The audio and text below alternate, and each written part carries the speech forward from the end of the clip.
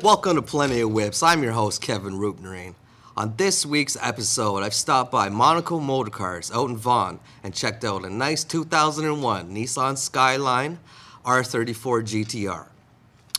Also, checked out a 1994 Toyota Supra twin turbo. The best Japanese sports cars ever made. Also, we stopped by the Canadian Automotive Museum in Oshawa, and we checked out a lot of the fine pieces that they have on display there. Luckily, it was a Monday night. Wasn't too many people there for us to film, so I got some good shots, I got some good videos, took some nice pictures, got a few rare cars like this Manic. They didn't have any Bricklins, but I'll be showing one of those on a later episode. Now, before we get into Monaco Motor Cars, let's just bring back last week's episode because a lot of people might be a little bit thrown off. Since we're going and talking about a Skyline and a Supra right now, I thought I'd just touch back up on the Mazda RX7 since it's such an influential sports car in the game. Like with not only its rotary engine, like the car doesn't have cylinders. The displacement size 1.3 liters, like on anything you've never seen before. So I got a few pictures here to show you. Here, the 1993 Mazda RX7. Only came in two models, the R1 and the Touring. And here's another picture for everybody that likes black or darker color cars. You see that good? Yeah. Okay. So first we'll talk about the two engines. Now both the Skyline and the Supra have inline six-cylinder engines, and both are twin turbocharged. Now, everybody remembers that the Japanese used to have this gentleman's agreement where each automotive manufacturer could only make cars up to 280 horsepower. Like, what they did this to avoid a horsepower wars, because it would just be like, your car's got 550 horsepower, my car's got 600 horsepower. It would just be non-stop battling to the top. It would just be ridiculous. Every car would have 1,000 horsepower and cost like $1 million. So, but yeah, see both the inline sixes now, it's kind of different. Like, see the NSX, I'm gonna go take a look at one of those in a few episodes, but that's different. That's a V6 engine that's planted in the mid-engine rear-wheel drive. So the engine's behind the seats. Like, both these cars are front engine, but the Skyline is all-wheel drive, uses the Atessa ETS all-wheel drive system. It's one of the most sophisticated transmission systems in the world, all-wheel drive-wise. You know, good for rally racing and stuff like that. A lot of people would say Subaru, and me and somebody were just talking about the Quattro versus the 4MATIC versus X-Drive BMW. And yeah, if you watch the videos online and stuff like that, you'll see that the Quattro performs way better than a Mercedes or a BMW. X5 will be slipping, the ML will be slipping, the S4, like I used to have an S4, you know, the V8 one, it was a 2006, really nice. Yeah, those cars are unbelievable in the winter. But the BMW was not bad though either. Like, it was an old 1989 325iX, the old rare all-wheel drive BMWs, and I've had 4MATIC Benzes too, like the 300TE, the 4MATIC station wagon. I also had a 92 300E 4MATIC. Right now I have S550, but that's just a rear-wheel drive. Yeah, so back on the Skyline and Supra. So it's just basically, it's like Coke or Pepsi, if I was gonna say it like that. They're very equivalent in horsepower and performance and the engine capabilities to soup it up. Like, a lot of people can get up to 1,000 horsepower without changing much of the internals of the car. So, you know, it's a good engine, you know. Like, of course, I'm not gonna say like a 350 small block Chevy V8 engine is not one of the best engines ever made, because it is, and it is, you know, you can get guaranteed horsepower up to 700 horsepower naturally aspirated out the box. It's only because aftermarket parts are incredible for it. And you can basically find anything now on the internet, and there's so many car clubs and swap meets and even Kijiji. So you can basically find anything you want, and they make every aftermarket part available for that. And like not a lot of the car culture too is it started out with the Honda Civics and stuff like that, and Fast and the Furious and everybody. That's when a lot of people got into cars on a mainstream level. But there was always that underground people who were, you know, hip to it first, that really set the trends, like fashion and music and everything like that that you can think of. And yeah, but see, like now let's talk about it. The R34, that was one of my favorite Skylines. Like the R32, a lot of people got those because they came out early 1989, but still a used one right now is still selling for like 15,000. Like the example that I'm gonna show you, they want $116,000 for the car, and it's not like you could find them available for sale anyways. Like this is the only one. Even if you go look at it right now, go look at it. You know, you won't find them unless you're in BC, and then it's like a lot of people scared of getting right-hand drive vehicles too, right? Like I have a right-hand drive vehicle right now. I have an old 1971 Daimler Sovereign. Here's a picture of it right here. I've had a Triumph Spitfire. That was a 73 convertible. That was right-hand drive too. Here's a picture of it here. Out of that, I got a nice Triumph GT6 72. Super rare. Bought it for $800. Sold it for $4,000. The engine wasn't even running. You know, it's just so rare. Usually the bodies on these cars are just rotted beyond belief. So, yeah, then the R33 Skylines, like that was the shape before this one that we're gonna go check out. That was a pretty good one. And then you can get stuff like the Nismo 400R. That was like one of the first cars, 400 horsepower. Yeah, so R32, R33, R34. Basically like the R35, well, it's just the GTR now, like the Nissan GTR, like this one, like a picture like this. Like everybody knows these ones now, but see, like that's not the same. I feel like the Skyline, if you're a real car enthusiast, like you're a pure car enthusiast like me, you think that the Skyline fell off because it's always been about that RB26 DE you know? That twin turbo inline 6-cylinder. See, now they're using the V6, right? Like they're using the 370Z engine that's bored out a little bit. You know, so V6 compared to inline 6, like if you just study like the mathematics and the weight distribution and the engine balancing and stuff like that, inline 6 is very symmetrical, and the weight is distributed evenly. And that just makes for easy handling, like an inline 6 rear wheel drive car. That's like a perfect setup for like if you want to drift or a sports car or anything like that. But then, yeah, see the Supra, that's another good one. But used to be able to find these cars. Well, up until Lexus came out, it was the Toyota Cressida. That was the top of the line car. Here's a picture of a Toyota Cressida. And yeah, I had the inline 6 in there, and then you can get the small 6, the 2.8, and then in '89 when it changed to 3 liters, that was the 7 MGE. It was the 5 MGE before. That was the engine code. 5 MGE is the 2.8 inline 6. That's found in these models like this. And then in the 1989 to 1992. I had a 92. You can always tell a 92 because it has the front grille with the actual Toyota symbol in it. Like it looks like this.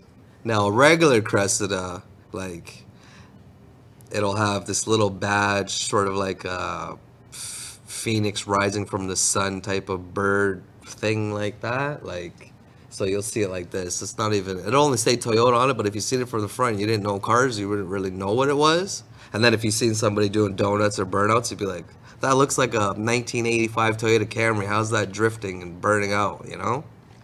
So like,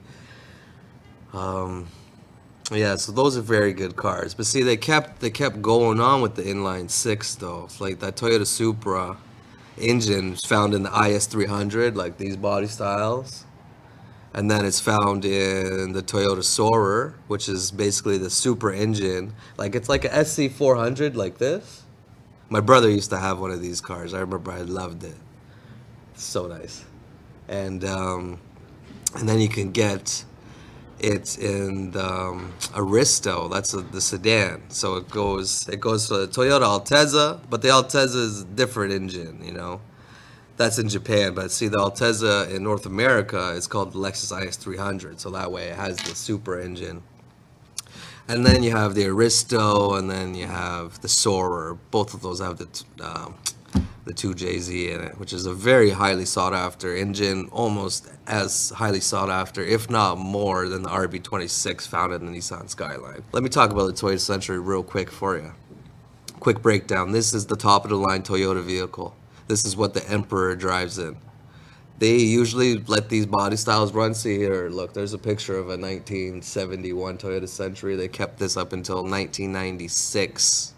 Okay, 1997, like this body style here, this has like all the amenities of like the top of the line Lexus. Like it has like power heated, massaging, reclining, every kind of seat. It's big like an S550. Here's a picture of my S550 Mercedes and the Daimler, just so you can get a scale and a scope of how big the Toyota Century really is. And another thing about the Toyota Century is it was the only Japanese car ever to come with a V12 engine. And now, 2018, the Toyota Century is no longer using a V12 engine. So it's like basically the Toyota Century, it's a pretty good car that nobody knows about, but everyone around the world knows about. And they're legal here in Canada. If you want to import one, you can do that. Like, I'm actually thinking about it right now. Well, I have been for like the past 5 years. But you know, when the time's right, I'll get my hands on one. But yeah, so back on that. So we're on Toyota right now. Toyota Century. So yeah, the Toyota Supra engine's found in a few cars. Nissan's playing that game right now. I remember when the G35 came out, the Ultima 3.5, the Maxima 3.5, Pathfinder 3.5, 350Z, everything had the 3.5 engine. You just make one good engine and put it in all your vehicles. That's all they do. But if you make a really good engine, that's what you want to do. You want to put it in like the top of the line vehicles. See, that's another thing why the NSX is so good. Like, see, the NSX came out 1989 is a 1990 model, and like that was like basically Honda's Formula One engine technology. But yeah, don't want to stray off topic. Let's go take a look at these right-hand drives. But before we go, I just want to pull up a picture of my Toyota Celsior, because this was probably one of my favorite right-hand drive vehicles. Like, I've only had 3 right-hand drive vehicles. But that's what I meant to say. I forgot to tell you guys. Don't be scared when you're looking at purchasing a right-hand drive vehicle, because, like, let's just say you got a Toyota Celica or you got a Toyota Celsior like this. It's basically the same thing as a Lexus LS400, like, to a T. Everything about it is the same thing. All the parts are interchangeable. Everything is reliable. You know, if you know cars, you know the LS400. Like, this, here's a picture of my 1990 LS400. I remember I drove to Florida. I got there on 3 tanks of gas in this car. Okay? So, like, here, this is my Celsior's in 1996. So that's basically the second generation LS400. Very, very reliable cars. It's better than probably an S-Class or a 7 Series BMW of that year, because I've had them. Like, literally, I had a 96 S500. And, you know, the Toyota Celsior, I found it to be a better car, even though, because see, like, look, even Mercedes, right? When you're working on the EPA and solutions and stuff like that, like here's a picture of my 92 500 SEL, okay? Like, these ones had the 5-liter V8. This has 322 horsepower, okay? Here's a picture. This is a 96 S500, 315 horsepower. That's just on the V8, so you lose 7 horsepower because of emission regulations and all that. And on the V12, like, you go from like 408 horsepower to like 389. So, like, I don't know. It's just, it's supposed to be getting better. It's not like, it's not like a 1983 Corvette or anything like that, you know, 200 horsepower V8. You know, so it's not that bad, but it's good. The Toyota Supra, good cars. Like, that's what I was saying. Here's a picture of Mel Gibson driving his Toyota Cressida, actually. Yeah. Like, everybody's saying, oh, I showed it to a few people, this picture, and I seen it, right? I'm like, oh, look, Mel Gibson's driving the same Toyota Cressida. And everybody's like, oh yeah, you'd be driving that same Toyota Cressida too if your wife took 450 million bucks of yours too, right? Okay, what is he worth? He was worth like 900 million before. No disrespect, Mel. Not like, everybody knows he got robbed. Now we're at the Canadian Automotive Museum. Here's a picture of the front. We were driving back on the 401, and I stopped by and seen it because I always drive by in the area, and I just never really had time to check it out. So I went by and checked it out, and of course there's a lot of people coming out of there. But when I got in, the place wasn't too packed. It's a $10 entrance fee. They'll let you take some pictures and whatever. To tell you the truth, not a bad place, but I didn't expect it to be how it was. Like, I thought, okay, it's going to be a Canadian Automotive Museum. I thought it's going to be specifically Canadian cars, like Canadian manufactured cars. Like, obviously I'd see a mannequin there and see Studebakers, and I was expecting to see a Bricklin SV1. That's the first thing I asked about when I got in there. And no, they didn't have one, so I'm going to have to get some footage. Here's some pictures that I found around the way. This is while I was driving. I found this Bricklin, and it's a white one. So. And that was on paper. That car seemed like it was going to be good. The safety vehicle one had all these crash intensive bumpers and everything was marketed like that, but it just didn't catch because for one, it didn't have any really power. It looked faster than it really was. Yeah, it basically was a flop. So, the mannequin there too, that was built in Quebec. That's a pretty cool looking car. Here's a picture of it here. We'll show some videos in a minute. But yeah, just take a look at that. Very small, looking like a little Lotus Europa type thing, Here's the Lotus Europa, just so you can see. Put the Manic up. There's the Manic. Lotus Europa. Same kind of thing. Yeah, so, but that's what I was expecting. But yeah, see, there's a lot of Rolls Royce and Bentley and stuff like that in there. A lot of American cars, and it's just like, it wasn't really Canadian cars. Like I thought it was gonna be just purely Canadian cars in there, but it was cars driven by Canadians, like the McDougall family and stuff like that. So if you guys want to do a little bit of research about that, but it's just like they had a lot of Rolls, a lot of nice Rolls. Here's a couple pictures over here. And yeah, old Bentleys, and they had here's actually a picture of the Daimler limousine. Like you always see these in like the British comedies and all those Mr. Bean and all that British comedy shows, stuff like that. You always see these limousines, whatever. Before we just recap here, I was talking about the Toyota Supra. I actually had a very good chance at buying one a couple years back. It was a 1994 Toyota Supra twin turbo. It was silver, 6-speed manual, twin turbo. But the only thing was, it was 420,000. No, it was like 415,000. It was over 410, I remember for sure. So that's pretty high kilometers for a turbo engine. So a lot of people would stay away from that. Only because like a turbo runs hotter and then the internals wear out, then you have to replace more parts. More moving parts, more stuff to break down. You know how it goes. So I could have got it for $3,000. Like now if you look online for Toyota Supras, you'll see what they're going for. Like this was a left-hand drive car too, not a right-hand drive. So this was a Canadian car. It was serviced at Toyota. I think it was like, what's that Toyota? Toyota on Front Street? No, not that one.